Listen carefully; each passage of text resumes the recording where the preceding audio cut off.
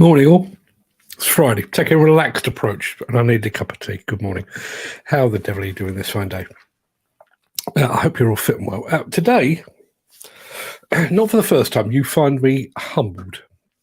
Doesn't happen very often, but I'm humbled again.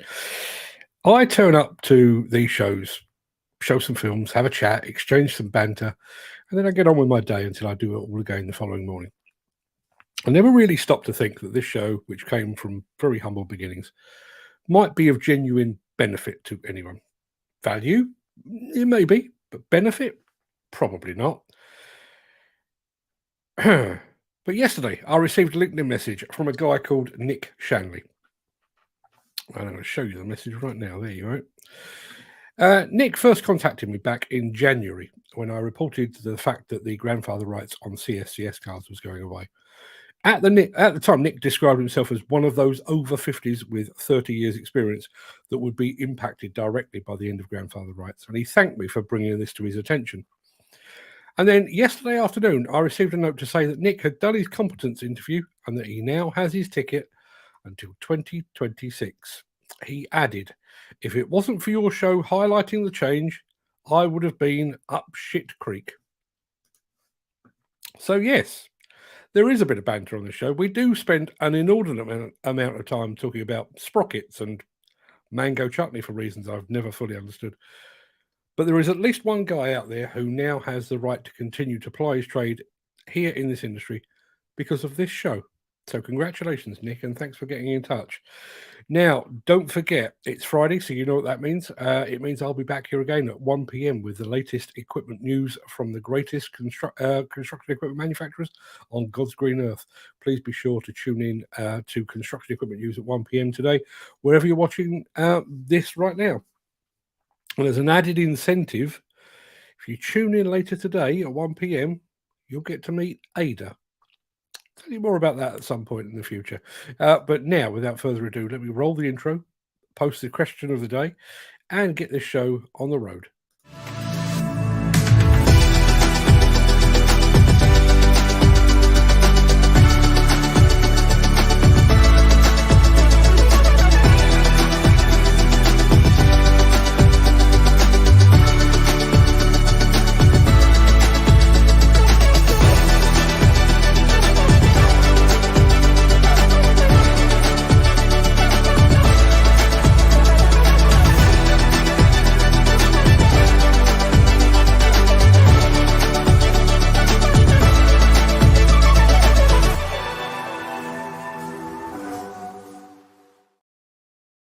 Yes, we're going to hop over to the chat. Mick Norton says, "Great that your show can be a facilitator to help those out there floundering with the bureaucracy."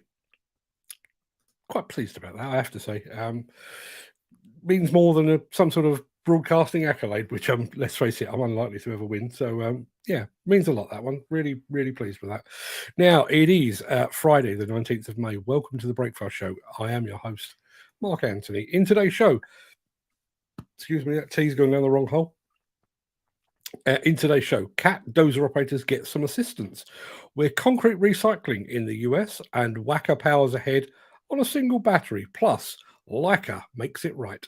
And we'll get to all of that in just a second. But first, let's peer back through the mists of time to see what was happening on this day in history.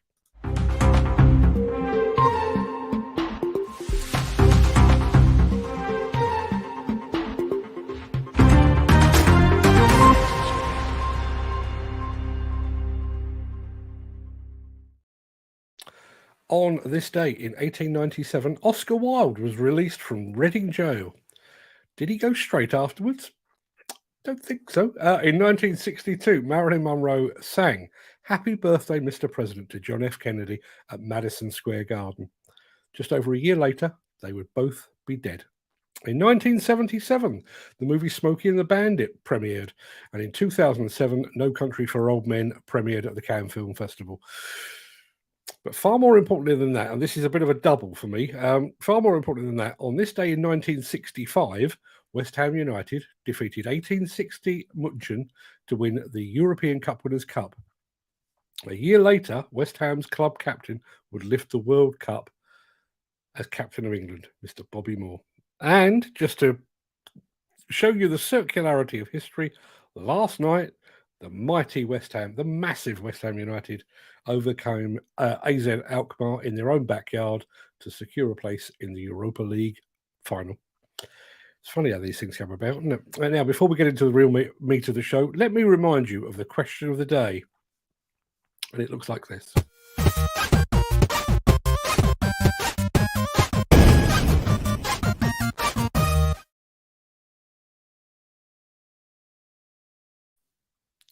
I'll get to that in just a second, but as Peter McKenna says, oh, here we go. Someone has to go and spoil it. A good show by talking about football. I only talk about football when West Ham win, and as anyone knows, West Ham, we don't do it very often, so we get to crow just every once in a while. So yes, our question of the day is, what is the greatest TV show of all time?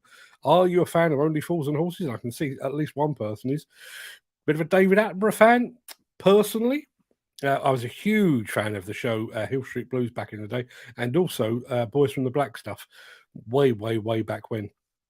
But in my humble opinion, and it is just my personal opinion, The Newsroom is the greatest show to ever grace our airwaves. If you haven't seen it, go check it out. It's absolutely brilliant. But what about you? Let us know in the chat, and we'll come back to that at the end of the show.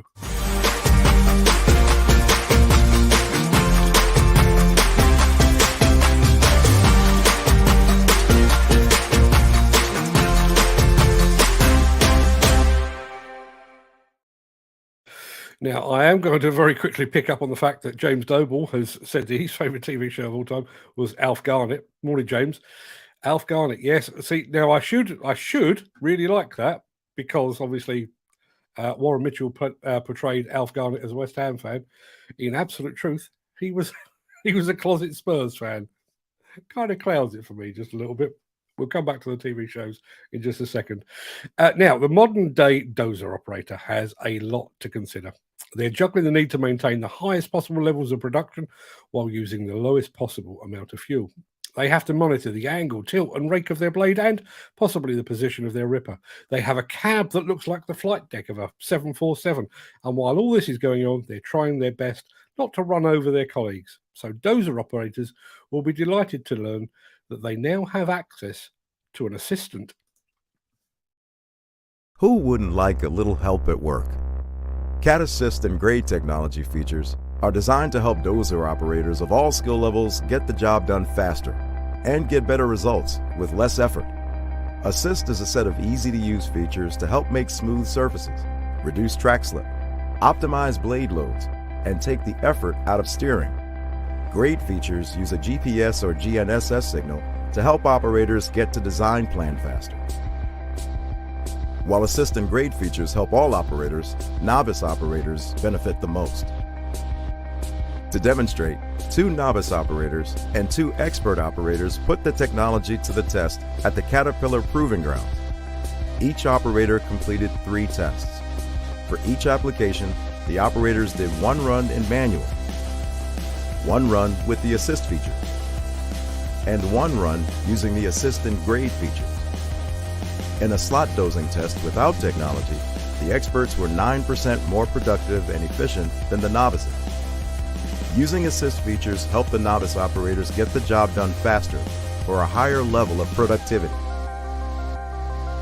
Spreading truck dumps and grading in sand, novices took 49% more time to finish in manual. With Assist, the gap was reduced to 17%, and with Assist and grade, the gap was reduced to 9%. Technology made working in sand easier for everyone. Novice operator inputs were reduced up to 55%. Experts reduced inputs up to 53%. Assist and grade helped novices improve surface quality up to 51%. Using technology, the novice operators produced surface quality similar to the experts running in manual. Working on slopes, the Steer Assist technology made the job easier for all 4 operators, reducing steering inputs by up to 75%. Whether your operators are old hands or newer to the game, CAT Assist and grade technologies for dozers can help them get the job done in less time and with less effort. Assist and grade features also work with CAT Command remote control. Assistant-grade technology packages can be ordered from the factory. Grade and Steer Assist 3D can also be upgraded on some late model D5 through D7 dozers. Ask your cat dealer how you can put assistant-grade features to work alongside your operators.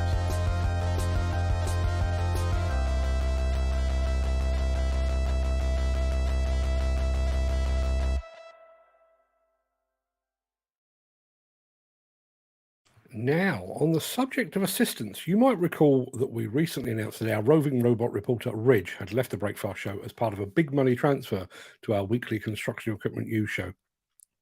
Well, he was trouble here and he was trouble there, apparently, as it appears there have been artistic differences between Reg and his new employer. Now you'll know why we were happy to let him go. So while that contract dispute plays itself out, as part of this afternoon's show, it will be presented by Reggie's temporary replacement, Ada. That's Artificial Intelligence Digital Avatar, in case you were wondering. Ada, together with yours truly, will be right back here at 1 p.m. today. And just to prove that, even though it's Poets' Day, I'm not going to be leaving early. At 2:30 this afternoon, I'm scheduled to interview none other than the new president of the National Federation of Demolition Contractors, Mr. John Lynch. I am delighted to say that this is the first interview he's given since he took over the hot seat, and I'm looking forward to hearing what he has to say. We're not going to be broadcasting that one live, primarily because I want it to look as good as possible, but also because of the timing. 2:30 in the afternoon is not particularly convenient for anyone. And as you know, I'm going to be away at the beginning of next week. Well, Tuesday and Wednesday anyway, but I am hoping to bring that interview to you in its entirety just as soon as we can. So watch this space. One of these.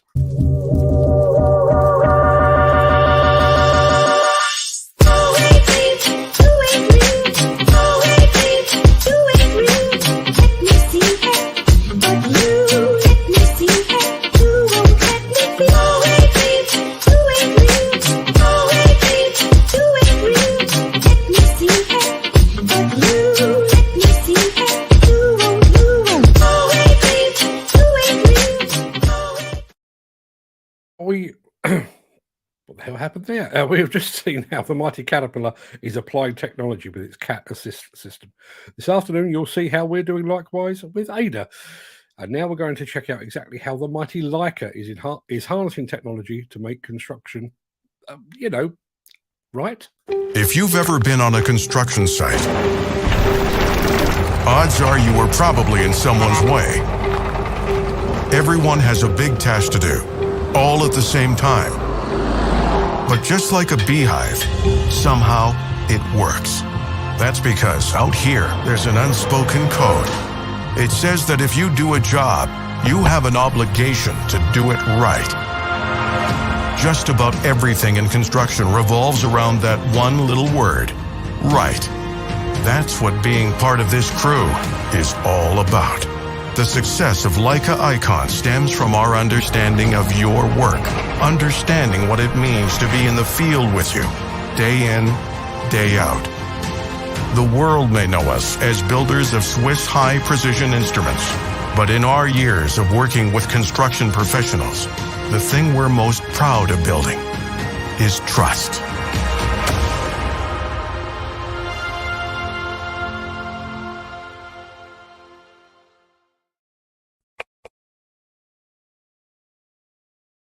So much tech and so little time. If I could clone myself, maybe AI is the answer. I'll be producing a show now dedicated to construction tech. Also do one on electric machines. Probably one on hydrogen machines as well. Maybe one on something completely different.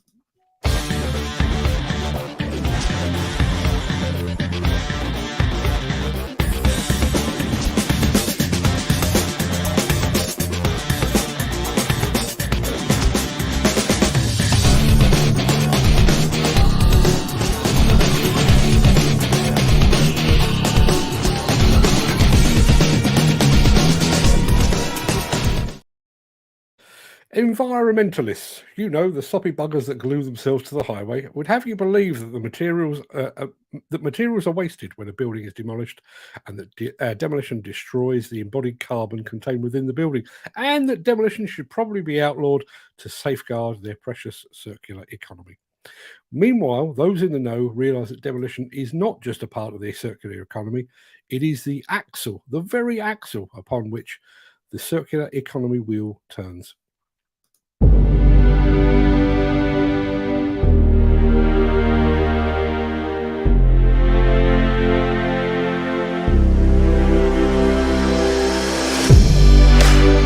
So here today we're at a dump location for Ramco, which specializes in recycle aggregate for Southern California.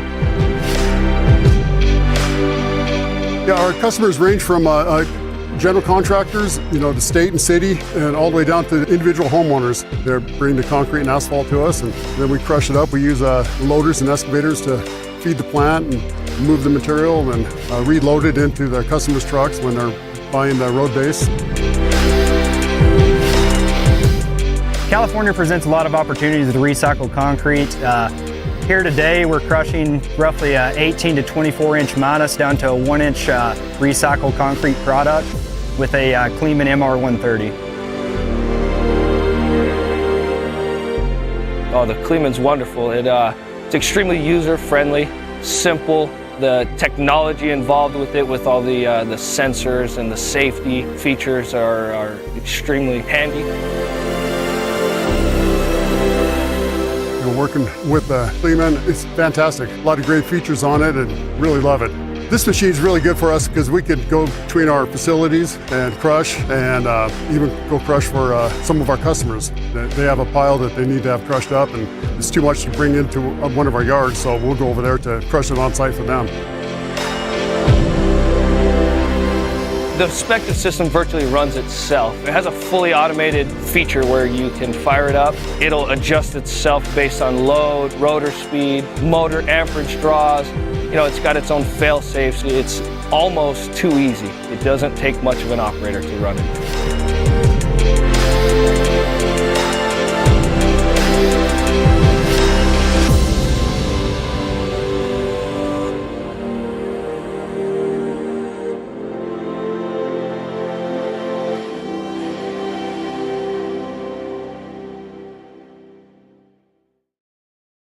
So, let me ask you, did you just watch the destruction of embodied carbon?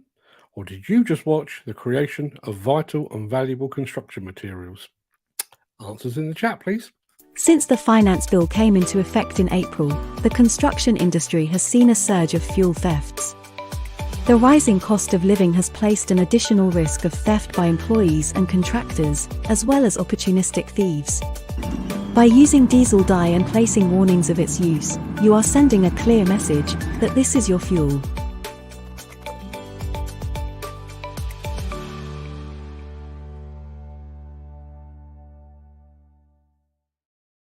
So, if you were here yesterday, you will recall that we took a moment to celebrate the 175th anniversary or birthday of Wacker Neuson.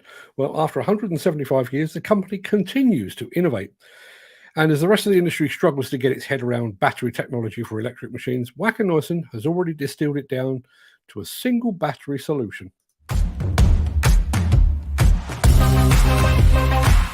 Battery One is a range of batteries which are capable to run various light equipment products as of now. As you probably have seen at the Bauma, we are offering 13 different light equipment products which are capable to be run from the Battery One battery all over the Bauma. I calculated yesterday 28 different products from various manufacturers to use the same battery. Basically this battery here, which is Battery One.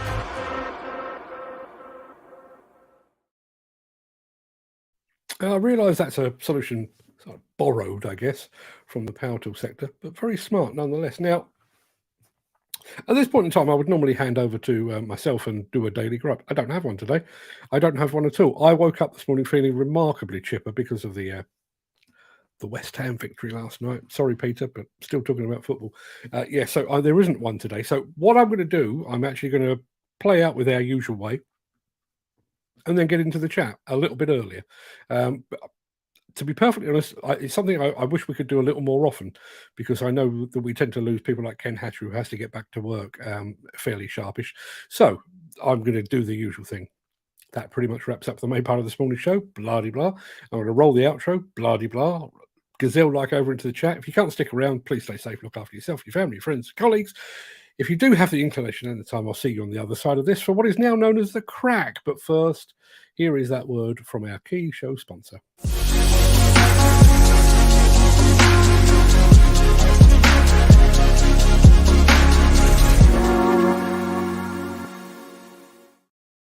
Right, let's have some suitable music. What are we fancying today? I reckon a bit of that one. Yeah, that'll do us. How is everyone today?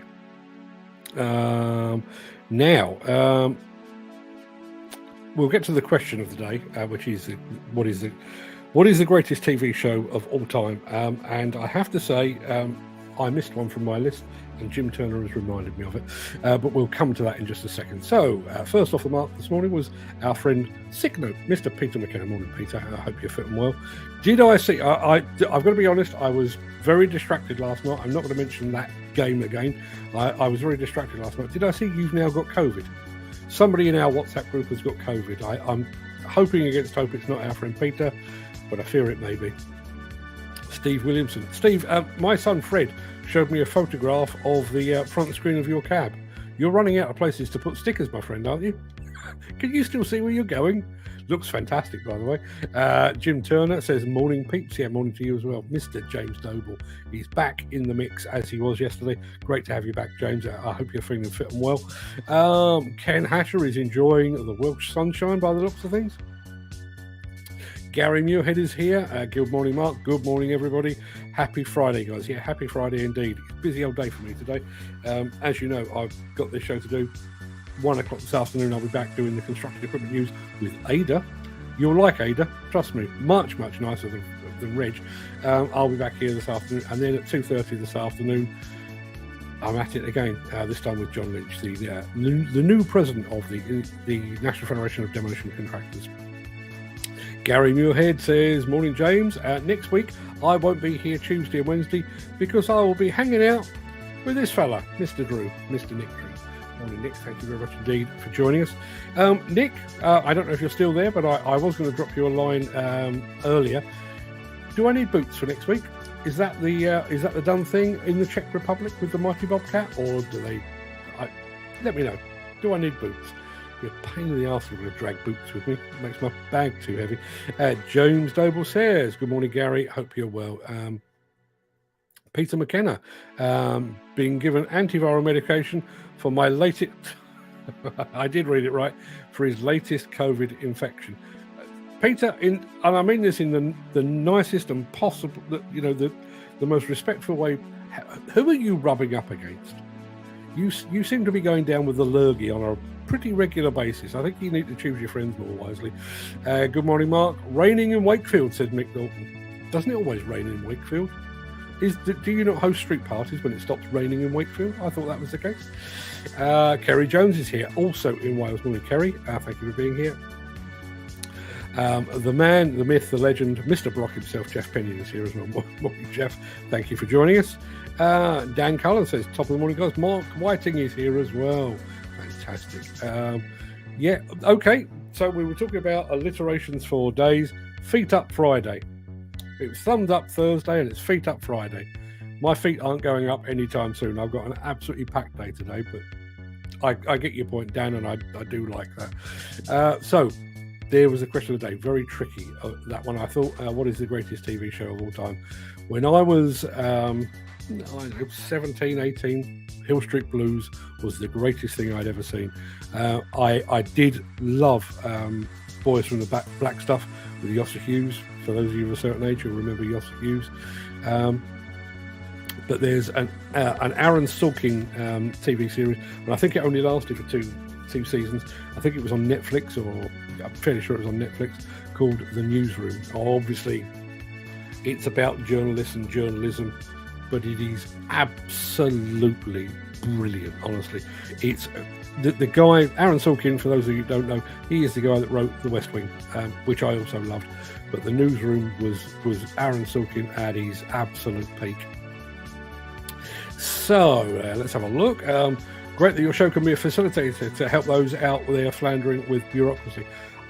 Listen, I'm just pleased that this show can be of use to people in general, but that one in particular. You know, at a time when, you know, times is hard out there, we have got a cost of living crisis. We've got a skill shortage. We don't want people being thrown unduly onto the scrap heap. It did beg a question with me, and I've got two questions from today's show, and this is the first. The question that this one begged from me is, I do this, or whatever the hell this is. How is it that I was able to reach Nick Shanley and tell him that his grandfather rights were soon to come to an end and he could be rendered unemployable, when the training organisations in the UK were not able to reach Nick Shanley and so many like him? Surely, if you are in charge of the competence card schemes, you have names and addresses for all of the people. I heard the other day, actually, I listened in, I couldn't watch because I was doing something else, but I listened into a webinar, I think it was called Does My CSCS card, let me try that with my brain on, Does My CSCS card still work? And one of the stats that came out of it is apparently there is 2.1 million CSCS cards in circulation across 38 different cards. So CSCS is the overarching, but there are 38, but 2.1 million. There is a company out there charging hundreds of pounds to 2.1 million people, so do the maths, and yet they can't reach out to people that might be impacted by the loss of grandfather rights, and yet me, sat here in a box room, can. How does that make sense? I said I had two questions from today, and the other one, I don't know how closely you watched the cat assist video, but there was a couple of shots there where they had a GoPro in like the roof of the cab, and they were looking down on the operator, and specifically the bit that caught my eye was the operator's legs. Dozers don't tend to operate on perfectly flat ground. Excavators don't tend to operate on perfectly. You know what I'm talking about. So why is it that operator seats, or the seats in operator cabs, are designed that way? They look, for all intents and purposes, they look like a pretty snazzy office chair. Now, I've got a pretty snazzy office chair. You can probably see part of it wiggling away in the background there. The difference between me and a dozer or an excavator or a wheel loader operator is, although this is on wheels, it moves about 3 inches on perfectly flat ground. There is no danger of me being thrown from my seat at any particular point. If you get a chance, look back at that video. Now, and this is, let me hasten to add, this is not peculiar to Caterpillar. This is just machines in general, and particularly smaller machines. Anyone that's ever driven a mini excavator across the site will know you are thrown around a fair degree. Would we not be better off with seats more akin to something you'd find at a fairground, with that bit that goes up between your legs to sort of hold you in place, and possibly some sort of harness to hold you exactly where you are, like a racing harness maybe? Is that not a better idea? It literally occurred to me while I was watching that film, watching the guy's legs jiggling around like that. Is that a good way to spend your day? Just going to ask. So the feedback has now started. Question of the day: what is the greatest TV show of all time? Without a doubt, MASH. There's one from back in the day. Great movie, very good TV series. Remember it well. Remember the theme tune. Suicide is painless. There's a cheery thought for a Friday afternoon, or Friday morning, should I say. Steve Williamson says, this show has benefited me on many things. Yourself and Freddie gave me lots of advice, tips, and Faye gave me ideas, and most of all allowed me to talk about mental health to all. And I was never great in front of the camera. My anxiety used to go through the roof. It's getting better and better, and I can only thank you guys. Well, thank you for that, Steve. Without trying to blow smoke up your rear end. You do it very well. You don't need me. You don't need Fred. You do that perfectly well, and long may it continue. No great surprise. Somebody has recommended Only Fools and Horses. Really was very, very good. Another one that I think one of the things that makes Only Fools and Horses stand out, aside from the fact that it was a very, very good bunch of actors playing some very, very good roles was the quality of the writing. The other one that I've missed off my own personal list is Friends. If there's a Friends episode on when I sit down in front of the TV, I'll happily sit there and watch it for the 15th time. The writing is that good, and it is surprising. I'm not going to do it right now, but it is surprising. You know how some people are able to have a Shakespeare quote at the ready for any given opportunity or any given circumstance? I'm like that with Friends. If something happens, there is generally a Friends quote that sits perfectly well alongside it, and me and my family know exactly what that means. Now, question of the day. Steve Williamson's first offering is, if anyone remembers You Bet I Do, where sometimes our diggers doing tricks and all sorts. Used to love that program, loved it. I remember one in particular, Steve, and I'm sure you've seen it and will recall it, where they had a leap air excavator basically climb up a pole. Anyone else remember that? It's on YouTube. You can go and take a look. Really was remarkable. Utterly pointless, much the same as watching, I think there was a Japanese game show where they got somebody to basically strip a young lady of her clothing using an excavator and a grab. Hey, you know, everyone's going to earn a living, I guess. But yeah, really, as I say, utterly pointless, but very, very good indeed. In fact, I did know somebody. I'm trying to remember who it was and who they were working for. It may have been one of the Caterpillar demonstration teams. They were on an episode of You Bet back in the day. For the life of me, I can't remember what it was that they did. But there you are. I'm not going to dwell on the football, even though West Ham are in a European Cup final. There is James Doble, Alf Garnett, yeah, absolutely. Till death us do part. Back in the day, hate football. Even made a complete idiot of myself as a young lad. This is where we get to the bottom of Peter McKenna's phobia against football. With football at PNE, the team scored with school at Preston North End. Team scored a goal and I stood up shouting and screaming. Would have been okay if it wasn't for the other team. Haven't liked football since. There is no helping some people, I'm afraid. Question of the day. Dan Collins recommends Married with Kids. Fantastic. Al Bundy, one of the great comedy creations. And obviously the guy behind that has then gone and recreate that in, what's the program called? Modern Families, I think that's what it was called. Only Fools and Horses is another one from Dan. Watching a program on ITVX called Unforgotten. Great series of old cases. Fairly sure my missus is watching that, funnily enough. Alfida St. Pet, yeah, absolutely. You remember Alfida St. Pet with Jimmy Nail and Tim Spall and others? If for those of you that aren't of a certain age, it was about a gang of largely Geordie, with the exception of Tim Spall, who is a South London, but he was playing at Brummie. They were basically sent to Germany to work in construction. So it does have links with construction, but very, very funny.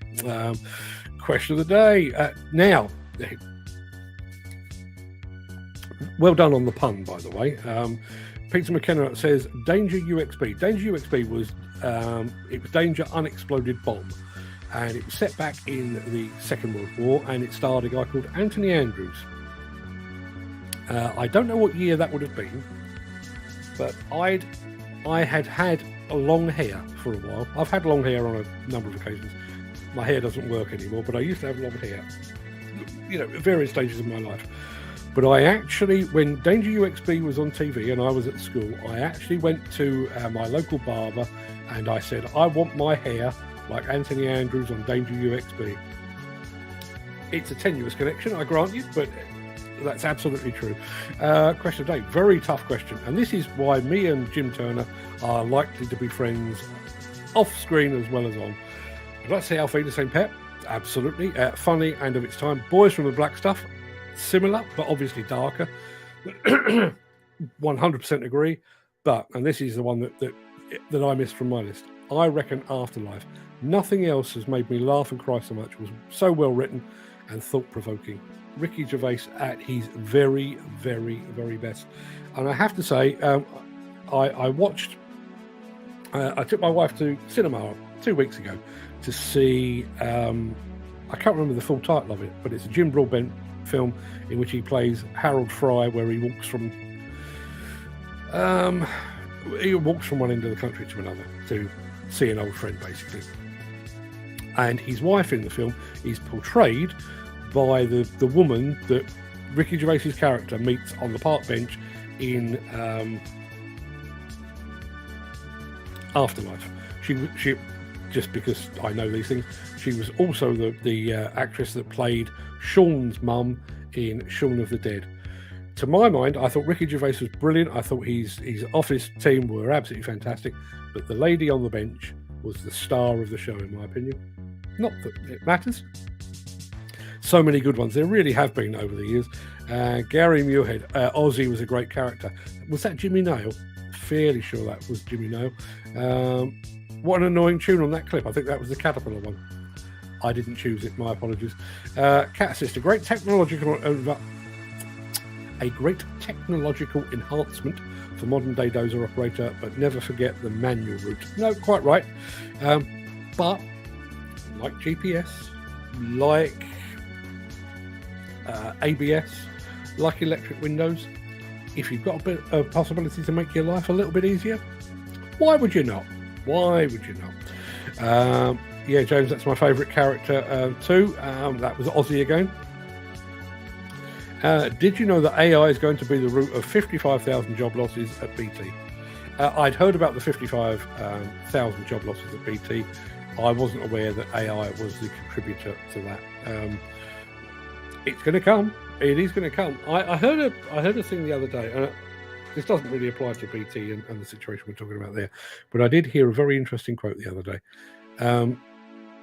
You will not be overtaken by AI. You will be overtaken by people that embrace AI. And to be absolutely honest, I was having a conversation with a company the other day, talking about how I do the various things that I do. And although I've not set out for this to be the case, although you'll see Ada this afternoon, I've not set out for this to be the case.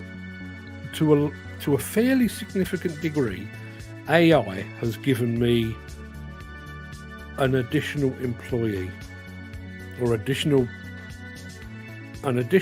source of help. They're not AI in my operation is not full-time. I use it probably once or twice a day for 10-15 minutes. That's about it. But it has lightened my load. It's actually allowed me to do things that I couldn't have done otherwise. Like, as you're about to see this afternoon, Ada. She has a script that I wrote with some assistance. I wrote the script and I've got an AI to deliver it. To my mind, it's partly me showing off the fact that we're using it, so showing that we're at the cutting edge, which is part of it, but it also breaks things up. One of the things that I've experienced over the years is if back in the day, members of the press, I say back in the day, it still goes on now, you're invited to the launch of a machine. And if you've got one person standing in front of you talking at you for an hour, death by PowerPoint, you can, within 10 minutes you can find yourself nodding off. You can change that if you have two presenters or even three. So your attention is constantly shifting. That is what I've got in mind for Ada. And as I say, you'll get to meet her this afternoon. Cracking video, that from Leica. Yeah, absolutely, 100%. Cracking video and cracking tech as well.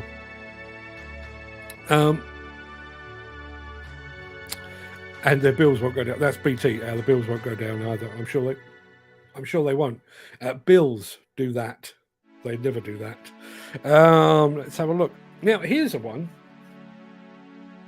I have never seen an episode of Still Game. I have seen hundreds of clips online of Still Game, but I have never watched it. My understanding is very Scottish. That's pretty much all I know about it. What was it available everywhere? Did we all get it, or was it purely for Scotland? The bits that I've seen have been very, very funny, but I'm not entirely. I don't even know where it lived. I'm assuming it may have been on the BBC somewhere. Never seen an episode, but seen lots and lots of clips. I hear the Flamingo Hotel is coming down soon in Las Vegas. That would be very, very sad indeed. I realise that Flamingo is quite old. In Vegas terms, it's quite old. but it is right smack bang in the middle of the strip, and we had a really fantastic afternoon there. For those of you that haven't been there, the Flamingo is called the Flamingo, but it also has flamingos. There are flamingos there's like an outdoor, almost like a wildlife sanctuary, and there are flamingos out there. There's lots and lots of wild birds. The bit that caught my attention though there were some absolutely huge, like 20-pound plus carp swimming about the place. And it really is a haven. When you think about all that's going on in Vegas with the razzmatazz and the lights and the dancing girls and all the things, that little nature reserve in the Flamingo is like a haven of peace and tranquility. I hope it doesn't go. And I know somebody else has mentioned another one that might go. Feel slightly more relaxed about that one. Steve Williamson says, I love the American construction company names. They sound ace. I think that one was Ramco. I think we're quite lazy with our names over here, aren't we? It seems to be, and listen, I'm equally guilty. The company that lurks behind all of this, I have a company called Mark Anthony Publicity. In other words, it's my name with the name or the word publicity tagged on the end. It's hardly original, is it? And I think we have exactly the same. You know, the number of times you hear about Fred Blogg's construction, Dave Smith, earth moving, and so on down the line. Why aren't we coming up with more weird and wonderful names? Real eye-catching names. Is it laziness? Vanity? I don't know. Let's have a look. A cracking deer setup there. Cracking deer setup and a cracking Wirtgen setup as well. Now, here's the other one that I heard, or that Steve Williamson has heard. I've stayed at the Circus 3 times, and it is way past its sell-by date. It's very tired. It is cheap for good reason, because it is poor quality. However, their breakfast buffet does the greatest breakfast burrito I have ever eaten in my entire life. There are it's used a lot by Mexican people. There's a lot of Mexicans working there, but there's also a lot of Mexicans staying there as well. And they seem to have kind of skewed their menu towards all things Mexican. And I don't have a problem with that. I'm actually quite pleased about that. So in some ways, I think the Circus deserves to go, but in some ways, I'll be very sad to see it go. As Ken Hatcher says, Circus was coming down 20 years ago. Yeah, it's been a long time coming. Now, we were talking about this earlier in the week, and thank you very much indeed for the update here, Mick. On the HSE's current purge on dust, anyone? If they give you a notification of contravention, you will have to pay a fee. This is called a fee for intervention, or an FFI rather, and is currently £166. Meanwhile, drugs and alcohol and suicides remain non-reportable under RIDDOR, and the HSE and CLC are happy to maintain the status quo. Could really just leave that there, couldn't I? Could really just leave that there. £166 because you're producing a bit of dust, but your staff being off their tits on drugs or alcohol, or people offing themselves on your site, not even required to report it.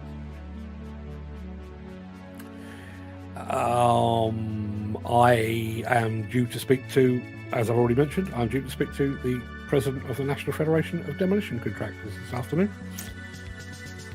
One of the questions I have in the back of my noggin is along similar lines.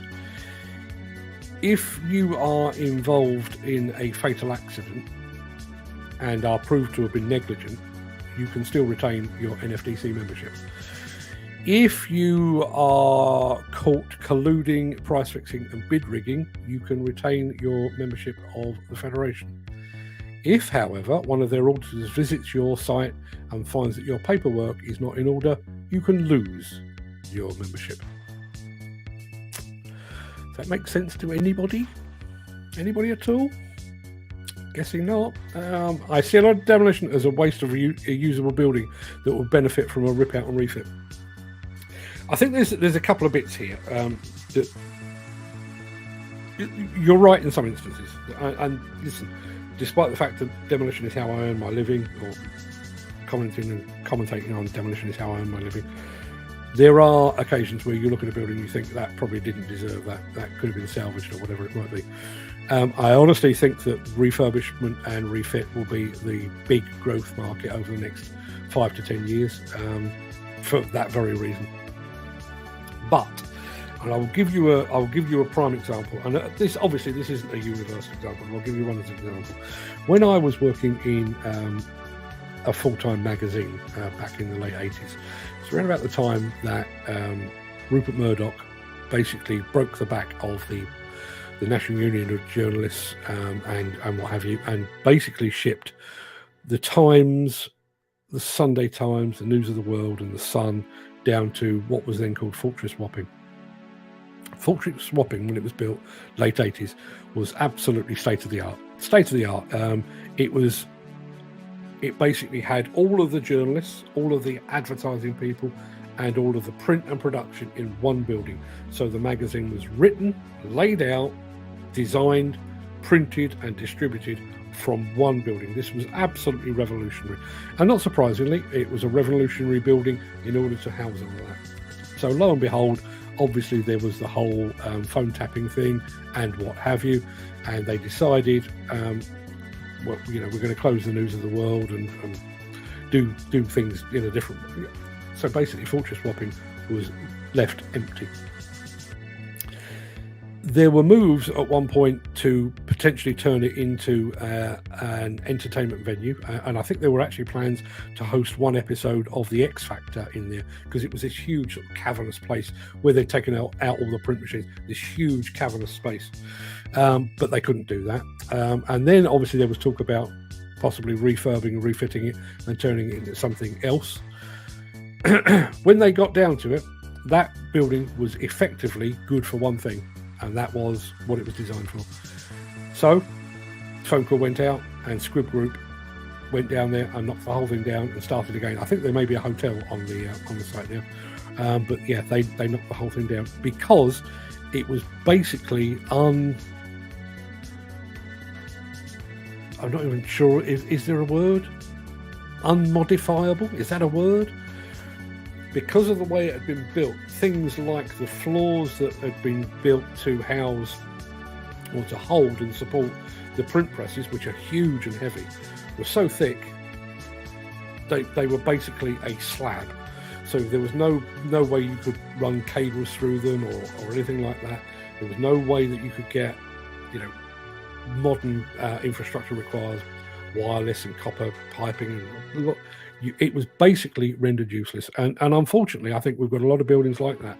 And I think one of the things that gets my goat about all of this embodied carbon thing, despite the fact that I'd quite like my grandchildren to inherit breathable air, one of the things that gets my goat is that building, Fortress Wapping, and so many more like it, came down not at the behest of demolition contractors, although I'm sure they were happy to take them down. They came down because architects, specifiers, and construction companies didn't have the foresight to make their buildings future-proof. And we have a situation, and I'm not talking about things like the Shard and the Gherkin and the walkie-talkie, which are obviously there for not quite all eternity, but they'll be there for a long time to come. But there is an awful lot of commercial building going up in and around London, in Manchester, Leeds, Glasgow, Newcastle, all of these places that has basically got an effective life of about 25 or 30 years. And then when that 25 or 30 years is up, changes in legislation about thermal insulation and its ability to adopt a new technology and all of those kind of things, will it fall foul of environmental or construction regs and everything else? And then when the time comes where somebody says, actually, there is nothing more we can do with this building, it needs to come down, they will find that it's been made of materials that can't actually be reused. And none of that is the responsibility of the demolition contractor. That is entirely down to the architects and the specifiers. And the thing that gets my goat, as I've already said, is the fact that it is the architects and the specifiers and the environmentalists and the politicians they have the temerity to blame all of that on demolition contractors. Demolition contractors are basically clearing up a mess created by somebody else. That's all they're doing. Steve Williamson says it's some looking dump now, great for the next Con Expo. Live demolition. That would be good, wouldn't it? The World at War. God, blimey, my dad loved The World at War. Yeah, he really did. That's a good call. Here's another one. How did I overlook Blackadder? Blackadder, the original Blackadder, not so great in my opinion. When we got to the Edwardian times, I thought it was pretty good. By the time we got to the one in the trenches, absolutely magnificent. And the final episode, going back to what was what Jim Turner said earlier about Afterlife, the ability to make that final episode where they go over the top, to make it as funny as anything you've ever seen on TV, and then to actually bring tears to your eyes for the last couple of frames. Yeah, they were on their game that day. Immunosuppressed, so prone to catching stuff more than most. It's not rubbing up against the wrong people. I'm glad to hear that. Boots not necessary. They do have wellies available if needed. Thank the Lord. I'm hoping they won't be needed. I'm hoping that I can stroll around in a fetching pair of loafers. I'm not wearing loafers, trust me. I'll be wearing something else. But I don't particularly want to drag boots and hard hats over to the Czech Republic. Most don't wear seatbelts, whatever machine they're driving. Yeah, it's very true. It's very true. I'm going to say a very quick good morning to Josh Hallam. Has Josh been here before? Don't remember seeing Josh in the chat. So as you're a newcomer here, I think, Josh, there you are. There's your welcome confetti. Welcome aboard this rapidly sinking ship that is the Breakfast Show. Thank you very much indeed for joining us. Bottom. Oh, I'm so glad he arrived. Bottom, yes, with Aid Edmondson and the late, great Rick Mail. Yeah, absolutely. I have to say, I was born in 1965, so I was in high school, left high school in 1981. So the last year or two that I was at school, probably the most quoted and the most talked about show of our adolescent life was The Young Ones, with, again, Aid Edmondson, Rick Mail, Nigel Planer, Alexi Sale, and so many others. Just the most ridiculous show I've ever seen, but brilliant. Come Fly With Me. I don't remember Come Fly With Me. What was that about? Was it about aeroplanes? I literally don't remember that one at all. Please, somebody enlighten me. As Steve says, you two are amazing, great content too. Keep up the good work, Mark, Sean, Anthony. Thank you very much indeed for that, Dan. You didn't have to be so formal, but thank you. The ergonomics of the dozer operator's seat is superb. I know nothing, clearly. Much preferred to my early days on Cat DX dozers with no cabs and a bench seat, and your arse numb after an 8-hour shift. I would imagine my arse would be numb after about the first hour of that 8-hour shift on a bench. But are we, given all that goes into these machines, and the fact that we now have the ability to install a camera in the cab, so we can check on if the operator is kind of nodding off or whatever it might be, or losing concentration. Have we thought about putting a cab at sort of I hope this isn't taken out of context. Have we thought of putting a camera at like groin level to see what's happening with the lower half of an operator? Because is that a good thing? Even in your car, if you're in a car and you've got your feet on the pedals, you're not your lower half, your legs aren't really flailing about much, are they? They're pretty rigid. Whereas in a dozer or an excavator, or as I say specifically a mini excavator travelling over rough terrain, you're flipping and flopping all over the place. Is that a good thing? I don't believe it is. Let's have a look. Who else have we got here? Oh, blimey. Still people arriving. What was the last one we had? The ergonomics. There we are. Blimey, I can't even find it. There we are. Jesus, so many comments this morning. Nick Drew says the Liebherr was on the German show Wetten das. I blogged out on that way back when I first started. Yeah, thank you very much. I thought it was on You Bet, but I bow to your superior memory. I'm with you on that, Peter. Can't stand football, would rather watch EastEnders. And there was me, Steve, thinking we could be friends. 1979, Danger UXB was here. There you go, 1979. I'd have been 14 years old with my Anthony Andrews hairdo. Afterlife was brilliant, says Josh Hallam. Totally agree. Derek was good too. Ricky Gervais is brilliant. Yeah, particularly when you think, was it the late night show or something he was on back basically as one of the slots alongside Ali G at one point. Kind of a minor character, and yet he then went on to do some fantastic. The Office, fantastic, and obviously the Afterlife as well. Morning, everyone. Sorry I'm a bit late. Busy truck driving around manic Cardiff. Good luck with that, Ed, and good morning anyway. Thank you. I've been sat here racking my brains trying to remember the name.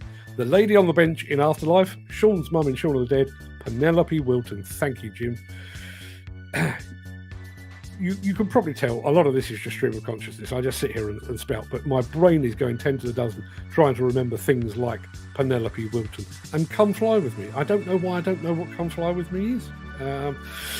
My group's still going nuts. People out of work. It's unreal at the moment. Anyone know any agencies, companies I can coax to advertise? Get in touch. UK-wide, guys. I thought the 55,000 job losses were due to the end of supplying super fibre cables around the country. Yeah, I heard a thing last night, again, watching the game that we dare not mention, that BT Sport is changing its name. It's going to be, was it TNT or something like that? Is that related? I don't know. Whilst AI will cause unemployment, it will simultaneously create employment under a different guise. Yeah, absolutely. And again, it goes back to that quote that I mentioned earlier. You won't be overtaken by AI. You'll be overtaken by people that have embraced AI. And I think that, listen, I'm in about a week's time. It is actually 2 weeks today. I am going to stand up and present to a company on how they should be using AI to do some of the stuff that I do. I'm not an expert, and if AI can do all of that, I use it for that much. But it does allow me to do things that I couldn't do before, primarily because I don't have the time to do it. For example, and I keep referring to it, Ada this afternoon. So I have taken a news article, I've stuck it through one form of AI, ChatGPT, in case anyone's wondering. It spat out the other end of script, and I've then used that script to get Ada, my digitally created female avatar, to then deliver that speech or deliver that script. She sounds great. She looks way better than I do. She doesn't mess up her words. And rather than me sitting there, writing the script, I got AI to do it, which it did in about 30 seconds flat. And then rather than me having to sit down and record it and then edit that to take out all my ums and ers and sneezes and coughs and everything else, it was one take with AI. So I have basically created a news item for this afternoon show. My own personal involvement was probably a minute. It would have taken me an hour normally. That's the difference. Dan Cullen. Has anyone got a way I can put my groups in an email so I can forward to companies to show what they consist of, or any ideas on how I can do this? I've said it before, Dan, and I'll say it again. Your groups don't belong on WhatsApp. Simple as. You need a database-driven website. WhatsApp is not the place for it, because it has enormous limitations. Ed Butler says I could do with a whole company of AI bodies because a good, honest, hard-working person is a rare breed these days. Yeah, absolutely right. Dan Cullen says Derry Girls is a good show too. Not seen that. I think one of my daughters watches that. I've never seen it myself. Early Doors and Still Game classics, not to be missed, says Mick Norton. Still Game is on an app. I used to stream TV to my TB. Not sure. Danny Man, 360 degree groups, says Dan. If the walls could talk in Circus, I bet they'd have some stories to tell. Shall I tell you a story? And this is genuinely Circus, right? So ConExpo, it wasn't the last one, it wasn't the one before, it was the one before that. So we're probably going back maybe 12 years. I was travelling at my own expense, so I'd chosen the cheapest hotel on the strip. And let's face it, Circus is very, very convenient for ConExpo. You can literally cross the road and be in ConExpo. So I'd chosen to stay in ConExpo, in Circus. Been there a couple of days, went back to the room one afternoon or one early evening and dropped my bags, just about to go and throw myself in the shower. And I heard the sound of, shall we call it lovemaking? Shall we call it the sound of lovemaking? My immediate thought was that the people in the room next door, and I've got to be honest, the walls in Circus are not particularly thick. The walls in most of Vegas hotels are not particularly thick. But I was fairly sure that the person in the room next door they'd found the porn channel, basically. So I could hear the sound of the activity next door. And it went on, and it went on, and it got louder. And then, the thing that made me realise that this wasn't actually the porn channel, but this was actual people, was there was a door. There was an adjoining door between my room and their room. I realise they use these in Vegas and other places as well. They use these in Vegas so that parents can be in one room, they can have their children in the next adjoining room, so they can all keep an eye on each other and everything else. But the couple next door had decided that the door separating our adjoining rooms was a good place for the male half of the couple to gain leverage and traction. And the door was doing this, accompanied by the sound of their lovemaking. I got in the shower to try and drown out the sound. Circus, you're welcome. Good morning, says Wolf Welder, all the way over in the US. It takes like 5 minutes between me sending a message and making it through. I don't know why that is. Bearing in mind, this should be instantaneous. I realise there's a lag. There should be a lag of somewhere between 10 and 15 seconds between me saying a thing and it arriving with you. But there should not be 5 minutes. The door is open, sir. If ever you find yourself in the UK, pop over. I'll deliver it to you in person. Why would you want that? But I'm the offer's there. That's the problem in Watford. Jim Turner, 3 offices up for demo for 3 years, and because they want to build higher rises, the locals are complaining about light block and noise. Yep. All on the same road too. 3 empty, huge buildings sitting idle and overgrown with weeds. There's the alternative to demolition, I guess. Wasn't it the same with the Nestle factory and the Rolls-Royce factory in Hayes, London too? Yes, it certainly was. Josh Hallam says, Come Fly was relatively recent. Takes place at the airport. Dave, now I know why I don't know it. I think Matt Lucas is as funny as hell. I cannot abide David Walliams. As much as I laughed at Little Britain, and I realise that probably shows me to be immature and possibly closet racist, I cannot bear David Walliams. It's a toss-up between if I found myself in a room with David Walliams, Piers Morgan, and Simon Cowell, and I had a gun with one bullet, I don't know who I would shoot first. Genuinely. I don't have a gun, so they're probably safe. I've been seeing plenty of heavy machinery around my house. We're getting in a sand a sand mound system. What is a sand mound system? That's okay, Josh. I figured out you were talking about Williams. Sergei Lopajev, good morning. You get some welcome confetti as well. I don't know where in the world you're watching from, apart from the fact that you're over on YouTube. But thank you very much indeed for being here. I hope you're getting something out of this show. I hope somebody's getting something out of this show. Doesn't happen very often, but you never know. I replied to Hudig, and they will get in touch soon. This is a little off-screen conversation that's going on between myself and the star that is Steve Williamson. Nick Drew says, surely WhatsApp is virtually invisible to a mass audience. Yes, it is. It is. And it is so convoluted and everything else.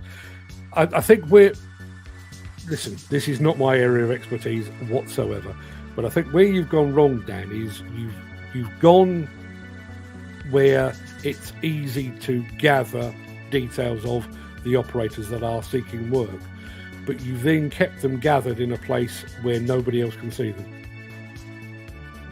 For the sake of spending a few quid, and I realise you're doing this completely as an altruistic thing. I realise you're doing it basically because it's the right thing to do and everything else.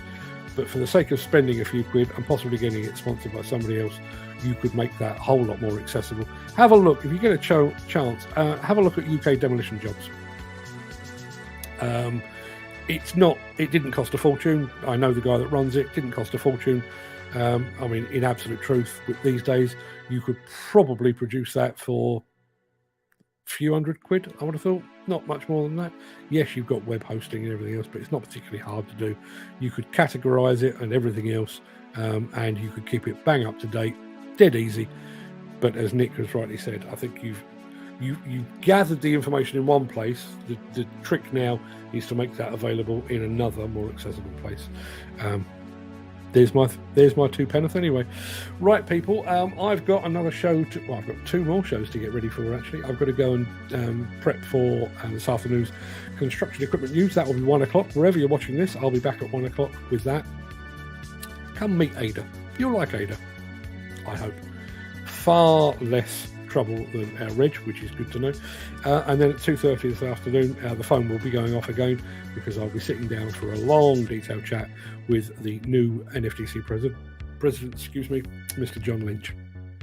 I'll be bringing that to you next week. No Saturday Social this week, although I am planning to bring that back very, very soon. I'll be here on Monday, and then myself and Mr. Drew will be in the Czech Republic on Tuesday and Wednesday, and then I'll be back on Thursday and Friday as well. So yes, we're a bit all over the place at the moment, but I will keep you informed one way or another. So everybody, if I don't speak to you before, go and have a fantastic weekend. I hope the sun shines upon you wherever you are. Did we decide what the greatest TV show of all time was? I think Only Fools and Horses probably got the most votes, but I think we spoke most about Afterlife. Maybe a toss-up between the two.